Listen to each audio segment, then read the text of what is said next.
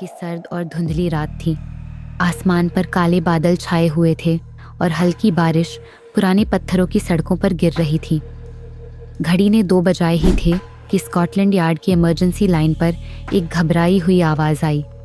Collar ने तेज सांस लेते हुए कहा, वेस्टमिंस्टर के पुराने चर्च में खून हुआ है। अगर देर हुई तो सबूत मिटा दिए जाएंगे। और फ़ोन कट गया। पुलिस और फोरेंसिक यूनिट तुरंत वहां पहुंची। चर्च सदियों पुराना था। दीवारों पर झाले, टूटी खिड़कियां और भारी दरवाजे। अंदर दाखिल होते ही सबके पैरों तले ज़मीन खिसक गई। मेन हॉल में मोमबत्तियां जल रही थीं, लेकिन बीच में पड़ा नज़ारा दिल दहला देने वाला था। फादर सैमुअल, चर्च का रिस्पेक्टेड पादरी, खून में लथपथ पड़ा था। उसका गला बेरहमी से काटा गया था। उसके हाथ में एक पुरानी प्रेयर बुक थी, लेकिन उसके ऊपर खून के छींटे थे और ठीक ऑल्टर के पीछे दीवार पर खून से लिखा था, God won't save you. Detective Arjun Mehra और FBI की स्पेशल एजेंट सोफिया टर्नर तुरंत मौके पर पहुंचे। दोनों को ये केस जॉइंटली सौंपा गया था। अर्जुन ने बॉडी देखकर कहा, ये मर्डर सिर्फ किलिंग नहीं है, ये रिचुअलिस्टिक मैसेज है। सोफिया ने चारों तरफ सिंबल्स देखे। ज़मीन पर चौक से अजीब साइंस बने थे, ट्रायंगल्स, सर्कल्स और बीच में एक अपसाइड डाउन क्रॉस। उसने धीरे से कहा, ये काम किसी नॉर्मल किलर का नहीं है, ये किसी कल्ट या ट्रेंड माइंड का काम लगता है। इन्वेस्टिगेशन शुरू हुई। सैमुअल हाल ही में एक किताब लिख रहा था जिसमें वो चर्च के करप्शन एक्सपोज करने वाला था। उसने कई नाम लिखे थे, पॉलिटिशियंस, बिजनेसमैन और खुद चर्च के बड़े लोग। इससे 3 प्राइम सस्पेक्ट सामने आए। बिशप माइकल, चर्च का सबसे पावरफुल आदमी जो सभी फंड्स कंट्रोल करता था। अगर करप्शन एक्सपोज होता तो सबसे बड़ा झटका उसे लगता। नीना, चर्च की वॉलंटियर, सैमुअल ने उसे डोनेशन चोरी करते पकड़ लिया था और वार्निंग दी थी।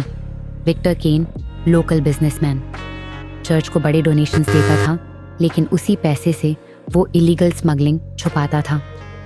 CCTV चेक किया गया, लेकिन मर्डर वाली रात कैमरास ब्लैकआउट थे।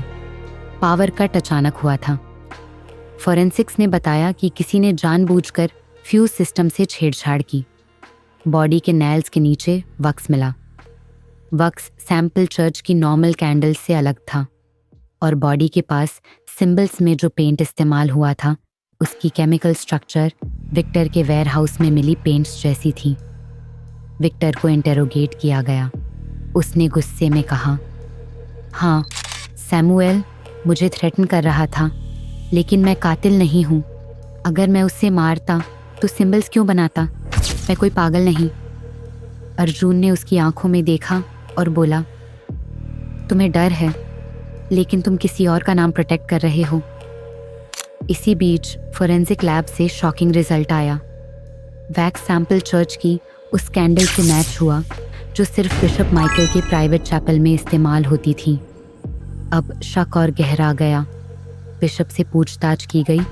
उसने काल्म होकर कहा, ये सब झूठ है। सैमुअल डिस्टर्ब था। वो हेलुसिनेशंस में सिंबल्स बनाता था। उसकी मौत का मुझसे कोई लेना देना नहीं। लेकिन फोरेंसिक प्रूफ बिशप के खिलाफ था। अर्जुन ने चैपल इंस्पेक्ट किया। वहाँ हिडन कबर्ड में वही चौक और पेंट मिला जिससे सिंबल्स बनाए गए थे। बिशप को गिरफ्तार कर लिया गया। इंटेरोगेशन में जब उसे फोरेंसिक रिपोर्ट्स और फोटोज दिखाए गए तो उसकी आंखों का कॉन्फिडेंस टूट गया। आखिर उसने कबूल किया। सैमुअल को सच बाहर नहीं लाना चाहिए था।